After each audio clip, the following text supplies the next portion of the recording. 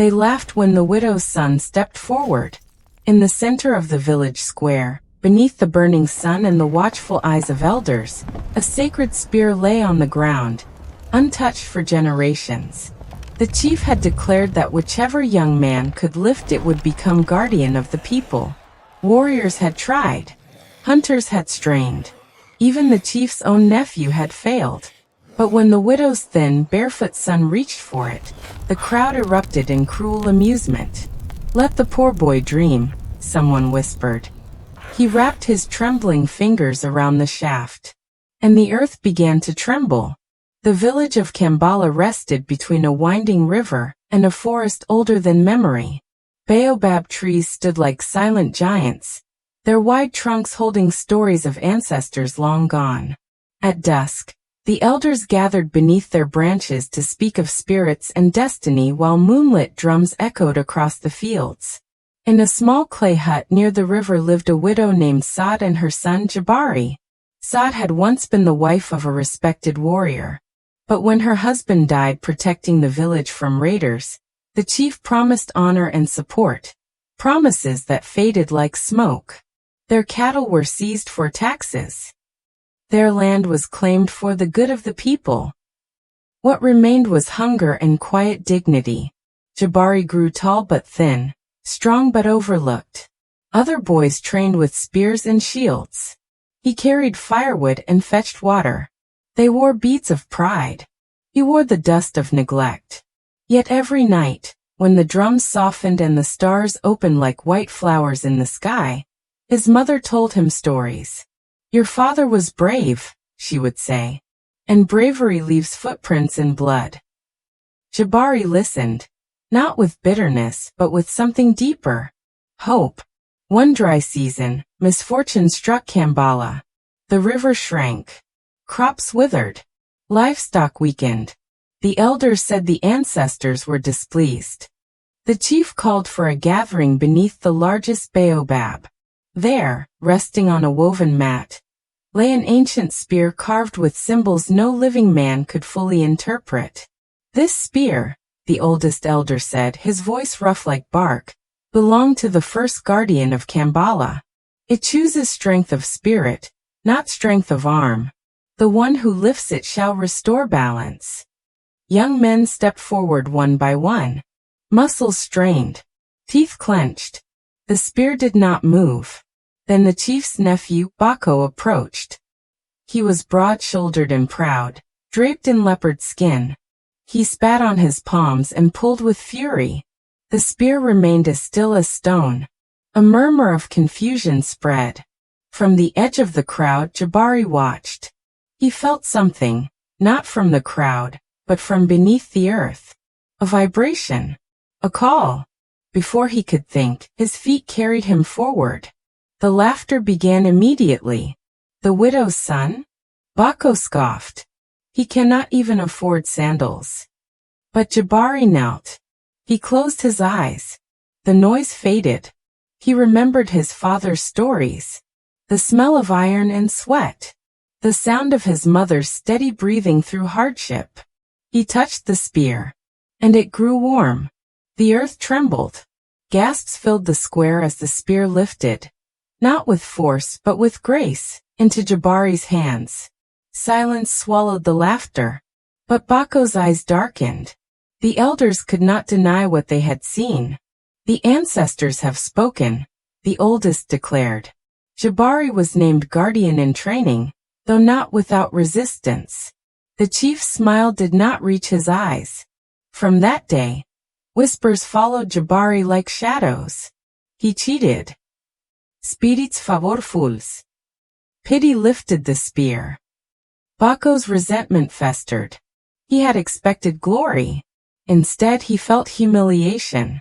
One evening, as drums pulsed beneath the rising moon, Bako approached Jabari by the river.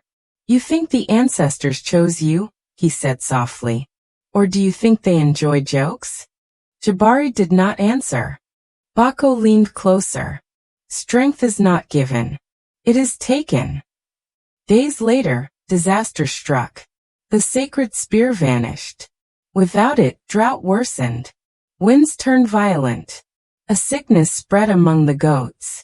Bako publicly accused Jabari. The spear answered him, he said before the elders. And now it is gone. Who else would dare touch it? Eyes that once widened in awe now narrowed in suspicion. The chief sighed heavily. Until the spear is returned, the widow's son shall leave the village. Saad said nothing as her son prepared to go. She placed her hands on his face. Do not fight hatred with hatred, she whispered. Find what is hidden. Jabari walked into the forest alone. The forest of Kambala was not merely trees and vines. It was breath and memory. It was where hunters prayed and children feared to wander. As night fell, shadows thickened. Jabari walked until exhaustion overcame him. Beneath an ancient baobab he collapsed. In his dreams, drums echoed, not from the village, but from beneath the soil. He saw his father standing in armor of light. You carry more than wood and water, the spirit said. You carry legacy. The ground cracked open, revealing a hidden chamber of stone roots and glowing carvings. At its center stood the sacred spear, buried deliberately. You must see what others hide, his father's voice continued. Jabari awoke with a start. Moonlight revealed disturbed earth near the tree's base. He dug. Hours passed. His hands bled. His breath grew ragged. Then metal met air. The spear emerged from the soil, humming faintly. But he was not alone. Bako stepped from the shadows, holding a dagger. You were never meant to find it, Bako hissed. I buried it to prove you unworthy. The truth burned hotter than the night air. You feared losing honor, Jabari said quietly. I feared losing everything. Bako shouted. He lunged. Steel flashed. Jabari stumbled back. He did not fight with anger. He moved with something steadier. When Bako struck again, the spear glowed fiercely. A pulse of force knocked Bako to the ground. The forest wind roared, lifting leaves in a spiraling storm. Ancestral voices filled the clearing, not words but judgment. Bako's dagger fell from his hand. The elders who had followed in secret emerged from the darkness, drawn by the unnatural wind. They saw the spear in Jabari's grasp. They saw Bako trembling. And they understood. The chief's shoulders sagged. Truth stood undeniable beneath the moon. Bako confessed before the entire village at dawn. Shame replaced pride. Jealousy replaced reason. Fear replaced trust. The elders decreed that Bako would serve the village in humility. No title, no privilege. Jabari was named guardian of Kambala. But his first act was not to celebrate. He knelt before his mother. Your strength lifted me, he said. Rain fell that evening for the first time in months. The river swelled. Crops revived. Drums beat not in fear, but in joy. The widow's hut was restored. Her husband's name was spoken with honor once more. And beneath the baobab tree, elders told a new story. That legacy is not gold or cattle. It is courage carried quietly. It is patience in injustice. It is faith when the world laughs. The spear had not chosen the strongest arm. It had chosen the strongest heart. So remember this, when you feel overlooked or forgotten.